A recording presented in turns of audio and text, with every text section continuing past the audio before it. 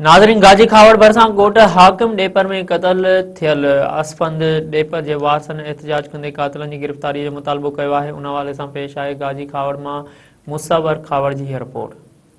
नाज़रीन, जीअं त असां हींअर मौजूदु आहियूं गाजीपाड़ लॻे ॻोठ हाकिम डेपर में, जॾहिं त गुज़िरियल राति नौजवान असफंद यार खे पंहिंजी बिरादरी जे ॿी खणी जूं सोट खे क़तल कयो आहे।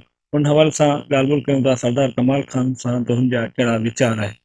भजन मां अर्ज़ु करे चुको आहियां त इन जे पुठियां कारण कोई बि कोन्हे, बसि हिकिड़ी अना हुई। अना हुई त मां डिस्ट्रिक्ट काउंसिल मेंबर आहियां, मां MP आहियां, मां MNA आहियां, सभु कुझु मां आहियां। तव्हां मुंहिंजी राय आहियो, चवंदुमि उथो त उथो, वेहो त वेहो।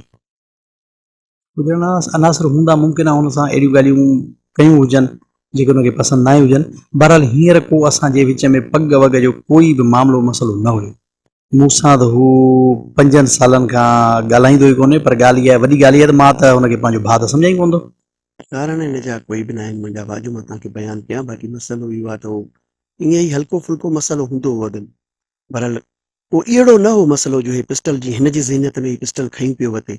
हिते को वज़ीर फ्लोपट जो प्रोग्राम हो नसीराबाद में, हुते कोई शराब वराब पी आयो, उतां पोइ छोकिरनि सां काइते मज़ूरनि सां नाजाइज़ी कई, पोइ टोकाई हुननि खे पिस्टल खणी अधु कलाक छॾे करे वरी हे पंहिंजो वियो दरवाज़े ते ई बीठो त परियां कोई आयो हिते छो बीठो, ॾिसो पंहिंजे दरवाज़े ते बीठो आहे इन ते। पर हुन सुठा लफ़्ज़ यूज़ कया हुन में, त भाउ वॾो भाउ वॾो आहीं असांजो, तूं छो थो अहिड़ियूं शयूं करी, हरू भरू तूं नाजाइज़ी थो करी।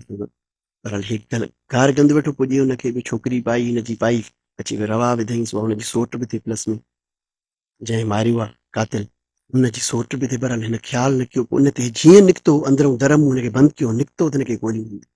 ॿियो को बि मसइलो न। पंहिंजो असां MNA MP खे बि चयो आहे त बाबा ॾिसो तव्हां ॿुधो, तव्हांखे फ़ैसिला थियल, मुंहिंजो दर ते मुंहिंजो पुटु मारे हाणे ईअं छाणी करे न ॾो न सो आहे। पंहिंजा चाचा पंहिंजा ॿाहिरि बीठा को बि चवे इहे उन लफ़्ज़ ॻाल्हायो न जहिड़ो न जटी आहे, कीअं थो महीने जो पुटड़ो न हिकिड़ी धीउ अथव यतीम करे छॾी, मुंहिंजो खुदर पुटु कोई शइ फरीदार पुटु मुंहिंजो। कैमरामैन राजा शजराबाद सां गॾु बादशाह जान गाजीपाड़।